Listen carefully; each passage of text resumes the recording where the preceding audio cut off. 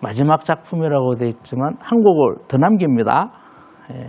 나중에 이제 거의 내가 죽음에 이르렀다고 생각했을 때 사위이자 자기 제자입니다. 불러가지고 내가 지금 멜로디를 부를 테니까 받아 적어라 해서 하는 게 이 코랄 프렐류드라는 게 있습니다. 코랄 프렐류드, 나 이제 주 대전 앞으로 나아갑니다. 이제 내가 이 생을 다 하고 자랑스럽게 떳떳하게 얘기합니다. 주신 소명을 다했기에 신고합니다. 이겁니다. 그래서 당당히 어디죠? 천국으로 가서 이제 주 대전 앞으로 당당히 나갈 때가 됐습니다. 참 대단한 겁니다. 대단한 자신감이고 어쩜 이렇게 경건하고 진지하게 살 수가 있을까? 삶의 마지막 순간에. 자, 이 음악을 한번 들어보도록 할까요?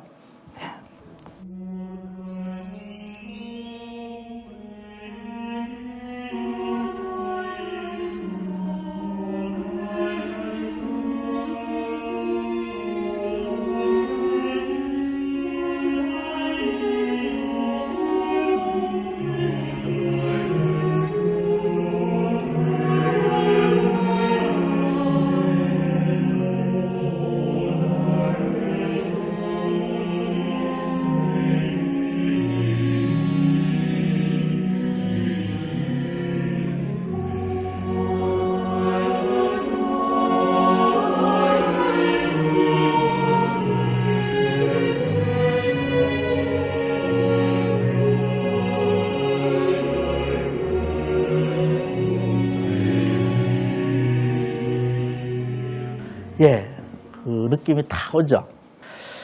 모든 면에서 이렇게 진짜 존경할 만한, 저는 오늘 이제 음악 얘기보다는 주로 그 사람의 삶을 얘기하는데요. 여러분이 한번 충분히 상상을 해보시기 바랍니다. 요즘 젊은 세대들 잘 많이 고달프고 많이 어렵다 그러는데, 저는 오히려 음악사에서 이런 위대한 사람들이 삶의 힘든 순간을 어떻게 견디고 또 극복했는가를 생각한다면은 큰 힘을 얻지 않을까 생각이 됩니다.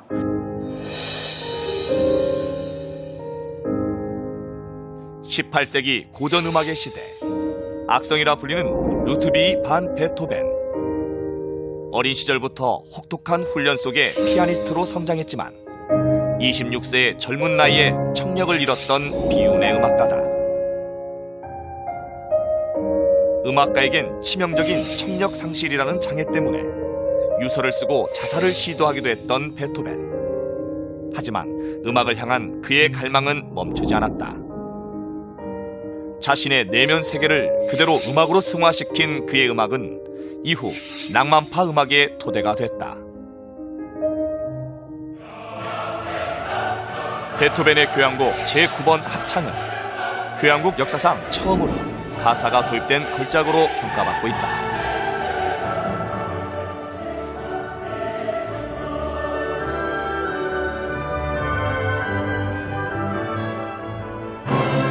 불굴의 의지로 자신의 역경을 딛고 일어선 베토벤.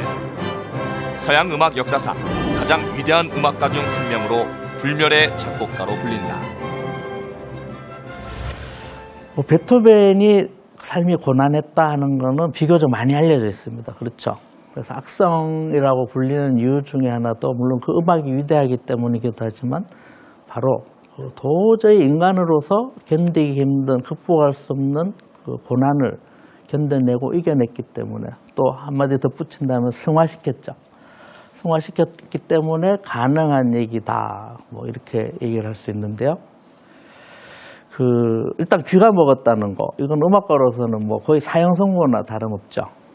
그렇지만 그것뿐만이 아닙니다. 그래서 아까 제가 그 세 사람의 공통점 얘기하면서 그 음악가의 DNA를 받았다. 바는 아버지가 일찍 죽는 바람에 어떻게 보면 교육으로서 영향을 크게 못 받았다는 아쉬움이 있지만, 베토벤은 오히려 아버지가 참 애증의 관계입니다. 아버지는 실패한 음악가입니다. 그 컴플렉스 때문에 이제 삐뚤어지게 되고, 보통 이런 분들이 집에 가서 이제 그 분풀이를 하죠. 두 동생과 함께 날마다 그 분풀이를 받아야 되는. 그다음에 그 당시 이제 이게 또 베토벤한테 하나 축복이면서 저주입니다. 거의 비슷한 시대 모차르트가 살았다는 거죠. 모차르트 아버지가 모차르트 때문에 이제 막 돈도 벌고 같이 명성도 누리고 아마 그게 부러웠던 것 같습니다. 베토벤을 그렇게 만들기 위해서 혹독하게 그냥 음악적 훈련만 시킨 게 아니라 체벌도 하고 가둬놓고 뭐 이런 식의 이루 말할 수 없는 그 만행을 다 저지릅니다. 그러니까 어떻게 보면 베토벤이 성공할 수 있었던 요인 중에 우리가 책에 잘 안 나온 얘기, 제가 느끼기로는 반드시 우리 네거티브 동기라는 게 있죠, 그죠? 절대로 아버지처럼은 안 살아야 되겠다. 아버지는 동네에서 완전히 뭐 불안당으로 이렇게 손가락질을 받고 있는데 나는 사람들한테 선한 영향을 끼치고 뿐만 아니라 후대에 길이 남는 어떤 좋은 일을 해서 존경받는 사람이 돼야 되겠다. 어린 마음이죠. 그게 굉장히 컸을 겁니다. 어머니가 유일하게 이 형제들을 아버지로부터 보호해 줄 수 있고 그랬는데 일찍 세상을 떠납니다. 그것도 아주 결정적인 순간에 이제 비인으로 나가서 드디어 이제 음악가로도 좀 뭔가 그 세상으로 나가려고 하는 순간에 부고가 날라옵니다. 돌아오고 장례를 치르고 난 다음에는 이 두 동생이 오로지 이 베토벤 장남입니다. 그래서 자기한테 맡겨져 있습니다. 나중에 그 음악가로서 약간의 이제 인정을 받고 뭔가 하려고 했을 때 귀가 완전히 멀어버리죠.